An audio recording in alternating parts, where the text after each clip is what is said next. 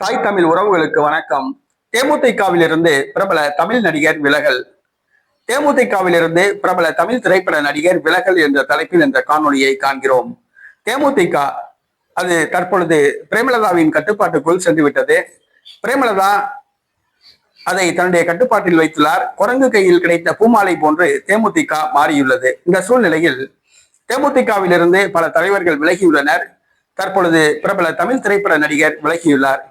பிரபல தமிழ் திரைப்பட நடிகர் மீசை ராஜேந்திரன் தேமுதிகவிலிருந்து விலகியுள்ளார்.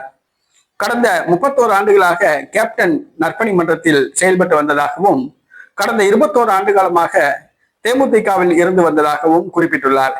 தற்பொழுது தேமுதிகவில் இருந்து விலகுவதாக பிரேமலதாவுக்கு கடிதம் அனுப்பியுள்ளார். அவர் வருகிற சட்டசபை தேர்தலில் போட்டியிட தேமுதிகவில் விருப்ப மனு கொடுத்திருந்தார். ஆனால் மீசை ராஜேந்திரன் தேர்தலில் போட்டியிட விரும்பாத பிரேமலதா மீசை ராஜேந்திரன் கேட்டிருந்த அந்த தொகுதியை வாங்கி கொடுக்கவில்லை. இதனால் அதிருப்தியில் இருந்து வந்தார். ஏறத்தாழ 21 ஆண்டு காலம் கட்சியில் இருந்த மீசை ராஜேந்திரன் புறக்கணிக்கப்பட்டுள்ளார்.